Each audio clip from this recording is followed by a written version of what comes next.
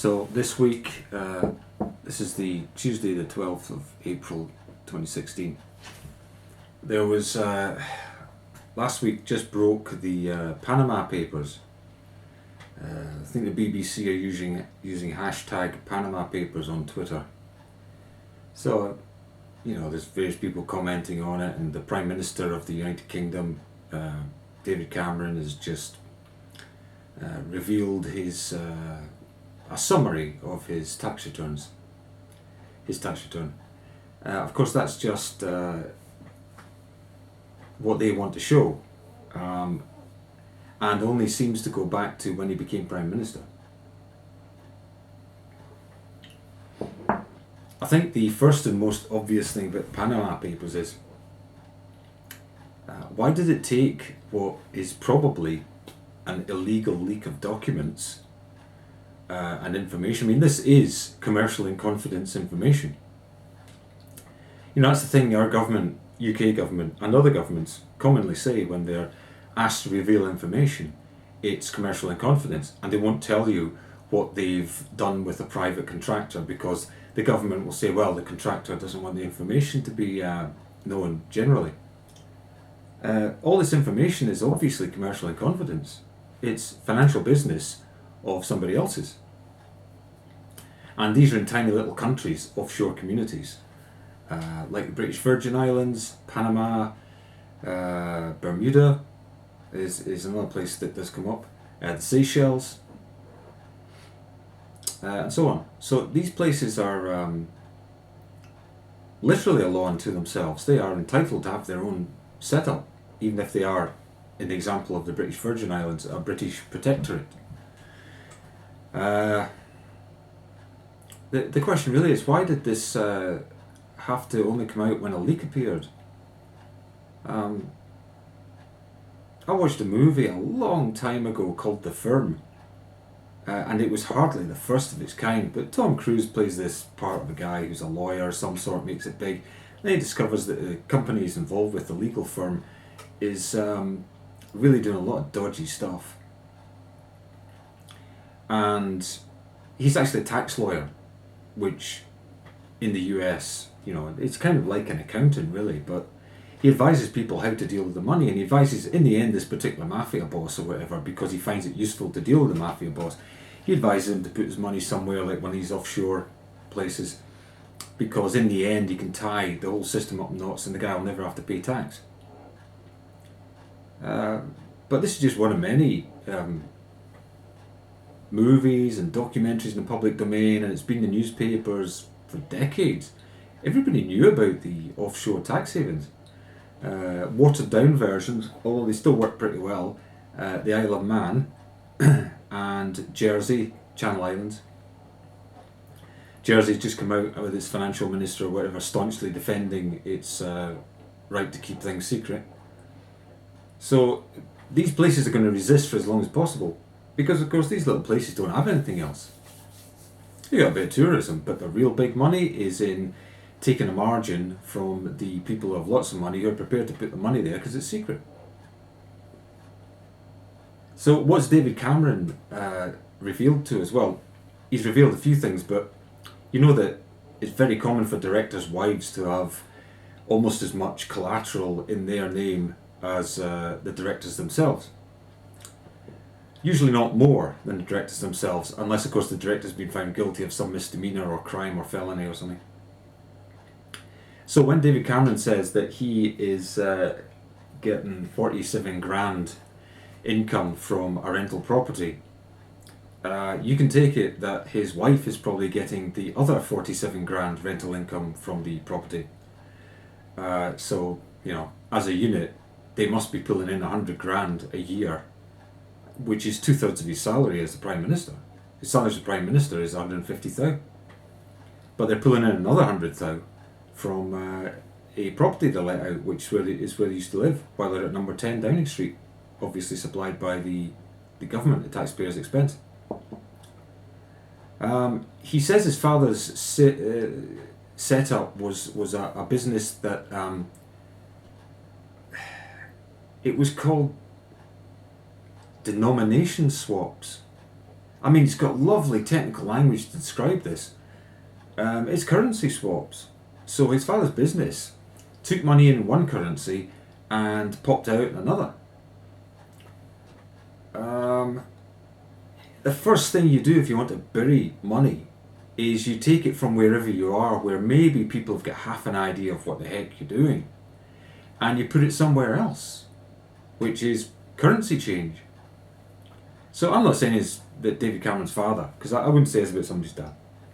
I'm not saying his father was involved in some dodgy stuff, but his father was involved with the sort of business where commonly people would go to swap their currency out of the denomination, i.e. out of the country that they're in, to another denomination, i.e. another country.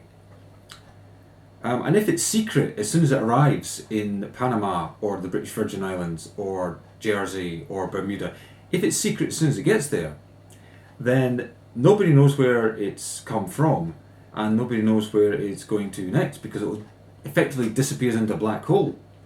So you've got this black hole, which is Panama or British Virgin Islands, wherever it is. The money comes in, nobody knows what happens, and some money comes out. And it's all sloshed around in there, and until now we haven't been able to see what goes on in the black box.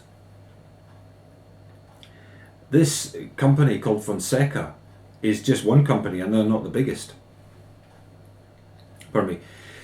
So there's a whole lot more value of money being swapped through in companies that haven't been rumbled yet. So there's all sorts of weird things about this. Why are people who would normally be shouting and screaming, rich people, not complaining about the fact that this is commercial in confidence? I mean, you might say, well, it's not important compared to this, that, the other situation. They'd normally scream and shout and kick. They can afford the lawyers to do so, so straight away you say, well, something's wrong. Is it, it's just as if you saw an accident in the street, somebody runs into somebody, they obviously break their leg, and then the guy with the broken leg says, oh, it's okay, and he walks off limping along with his broken leg. You say, God, why would anybody do that? It doesn't make logical sense. So there's a backstory there that would be of interest. So denomination swaps, currency swaps, anybody who's making a load of money wants to swap and launder money somehow. I'm not saying they are synonymous, but they often are. So I'll bet you this much. David Cameron's father won't have asked too many questions when somebody comes to him with a load of money and says, I want to swap, this $3 million. I want to swap it into French francs, as it would have been at the time, or Swiss shillings, Austrian shillings or something, or whatever it is, pounds, or the other way around. I mean, you could equally come from England and you could buy a house in France. Going back 10, 20 years, you buy a house in France and, you could launder the money that way, I suppose. So it's all very opaque, and it's not actually much clearer now that we've been told a whole load of things about the Prime Minister's tax return. I will say one thing though about David Cameron. He has in effect played a blinder, as we say in Britain. He's hit hard the very people who would be his rivals for becoming the next leader of the Conservative Party. This makes me think that I previously thought, David Cameron was going to resign after the EU vote, and it's still 50-50, I think, no matter which way the EU vote goes. But he certainly now is opening up his future a bit, because he's put on the spot anybody else who is either a rival to him, like Jeremy Corbyn, obviously opposite side of the House, the Parliament in Britain, and Boris Johnson and George Osborne now are put on the spot. And of course, Boy George Osborne, the Chancellor of the Exchequer, has had to put forward that he's actually made quite a bit of money out of things. Now, there's nothing wrong with people making money. It's just that the Tories particularly would rather hide from everybody the fact that that most voters are not in the same league of money as these people. So when they bring austerity cuts to everyone, which is pointless now that the Falklands maritime land where gas and oil reserves are has been given away. It has been given away. all these austerity cuts are now as nothing. When all these cuts are imposed on people, people like the Chancellor of the Exchequer who's imposing them doesn't really want the ordinary person to know that he's untouched by it. Just doesn't affect the guy at all. So these people make millions out of selling shares or shares they've had or buying and selling shares and all the rest of it. Of course, they've got the right friends, because having the right friends, the people who pull the levers and push the buttons in the city, means that you don't end up with your stockbroker being the one who makes you take the hit if some duff shares have been bought and sold. You'll get the benefit from the good stuff and the other people will lose from it. Cut a long story short, I don't know if you know how stockbrokers work. You don't get to give your money to a stockbroker and follow which investments he's bought for you in advance. You give your money to a stockbroker, it disappears into a big hole, a bit like the Panama thing on a smaller scale. Disappears into a big hole with everybody else's money, and then he announces, supposedly he or she announces, who they've invested it with and how things have worked out. But you never see any actual proof that your money went into the duff stock. And you're a miner who invested 30 grand with a stockbroker. And this is a massive amount of money. You could have bought a house with that. He didn't do that. He didn't buy a house and let it out. Instead, he gave it to stockbroker. On the basis that the stockbroker knows about money. Sure he does. But that stockbroker's allegiance is to rich people and himself, not to you, the miner. So in something like 7 years, it dwindled to single figures. 9 grand or something from 30 grand. So loads of money lost. And you say, but don't stockbrokers make people rich? They do, but what I'm saying to you is, it's at somebody else's expense. Big pot of money, all the monies go in, he makes sure the clients who are rich win. Right, that's how it works. So basically, stockbrokers no better at picking stocks than anyone else, but he's got loads of people's money and he decides who's a winner that year. And the rich people, he wants their money again next year, so that's what he does. So the poorer people or less important clients just lose money all the time. I can't say if David Cameron's dad was one of those people, but he's a stockbroker. So loads of people put money in and some people have to lose so that others can win.